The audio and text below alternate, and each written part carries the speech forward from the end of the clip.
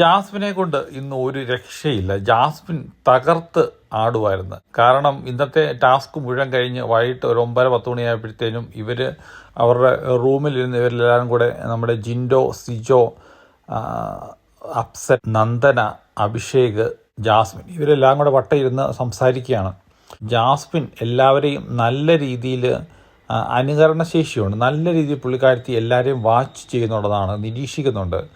ആദ്യം പുള്ളിക്കാരത്തി എടുത്തത് നന്ദനയാണ്. നന്ദന എങ്ങനെയാണ് ഇരിക്കുന്നത്, നന്ദന എങ്ങനെയാണ് കാല് പരസ്പരം നീട്ടി വെച്ചിട്ട് നടുക്കോട്ട് ചുരിദാറിൻ്റെ തുമ്പിട്ടിട്ട് തല ചൊറിഞ്ഞുകൊണ്ട് മറ്റുള്ളവരോട് ചോദിക്കുന്നത് ജിൻ്റെ ചിട്ട എന്നൊക്കെ ചോദിച്ചു. അത് കറക്റ്റായിട്ട്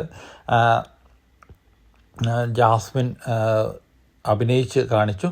അത് കഴിഞ്ഞപ്പോഴത്തേനും പിന്നെ പുള്ളിക്കാരത്തി എടുത്ത് അപ്സര. ജാസ്മിൻ ജിൻഡോയോട് പറഞ്ഞു എന്നോട് സംസാരിക്കുക. പക്ഷേ ജിൻഡോ കറക്റ്റായിട്ട് ഡയലോഗ് വന്നില്ല. അപ്പോഴത്തേനും സിജോ അത് ഏറ്റെടുത്തു. സിജോ എനിക്കൊന്ന് യൂട്യൂബൊക്കെ ഉള്ളൂ. സിജോ അടിപൊളി